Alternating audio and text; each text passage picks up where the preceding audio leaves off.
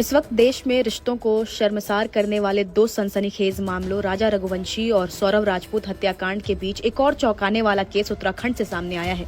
इन मामलों में जहां पत्नियों ने अपने प्रेमियों के साथ मिलकर पतियों की हत्या कर दी, वहीं अब उत्तराखंड के कोटद्वार से भी ऐसा ही दिल दहला देने वाला सच सामने आया है। यहाँ एक पत्नी ने अपने प्रेमी के साथ मिलकर अपने ही पति की बेरहमी से हत्या कर दी।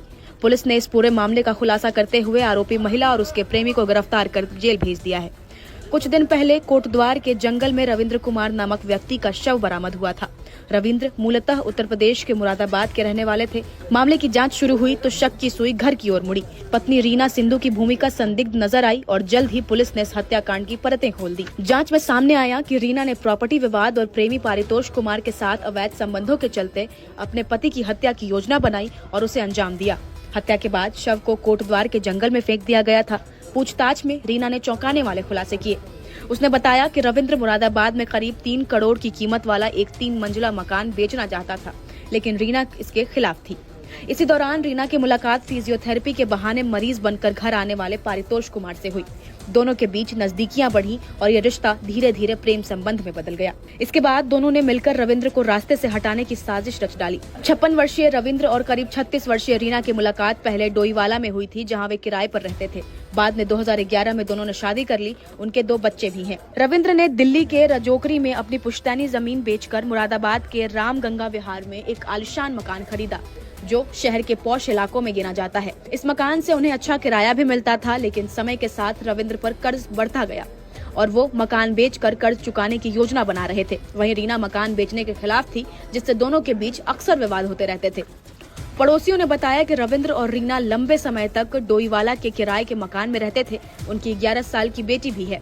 वहीं एक व्यक्ति अक्सर घर आता था, जो खुद को महिला का रिश्तेदार बताता था, लेकिन बाद में वही पारितोष कुमार निकला, जो इस हत्या का मुख्य आरोपी है। पोस्टमार्टम में ये पाया गया कि उक्त शव पर काफी निशान हैं और कई चोटें भी हैं, जिससे ये प्रतीत हो रहा था कि शायद उक्त व्यक्ति का किसी ने मर्डर किया गया है। हमारी कोतवाली पुलिस की टीम के द्वारा धारा 103 BNS अर्थात मर्डर के अंतर्गत मुकदमा पंजीकृत किया गया। अब विवेचना शुरू की गई। विवेचना में ये तथ्य प्रकाश में आए कि उक्त व्यक्ति के द्वारा दूसरी शादी की गई थी और इस व्यक्ति की जो दूसरी पत्नी थी, उनके साथ मनमुटाव के कारण इनकी दूसरी पत्नी व उनके प्रेमी के द्वारा ही इनका मर्डर किया गया है। CCTV व सर्वेलेंस के माध्यम से हम लोगों ने मर्डर के जितने भी एविडेंसेस हैं उनको एकत्रित किया। पुलिस ने रीना सिंधु और उसके प्रेमी पारितोष को गिरफ्तार कर सलाखों के पीछे भेज दिया है।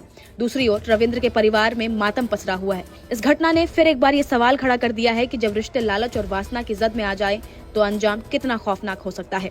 इस हत्याकांड ने फिर एक बार ये दिखा दिया है कि जब रिश्तों की नींव भरोसे के बजाय लालच, झूठ और धोखे पर टिकी हो तो परिणाम कितना भयानक होता है। एक परिवार उजड़ गया, 2 मासूम बच्चों के सर से पिता का साया छिन गया और माँ ने खुद अपने ही हाथों से अपनी दुनिया बर्बाद कर दी, सिर्फ दौलत और देह के मोह में। ये सिर्फ अपराध नहीं, समाज के नैतिक पतन की भी गवाही है। फिलहाल आपका इस पर क्या कुछ कहना है, हमें कमेंट्स में जरूर बताएं।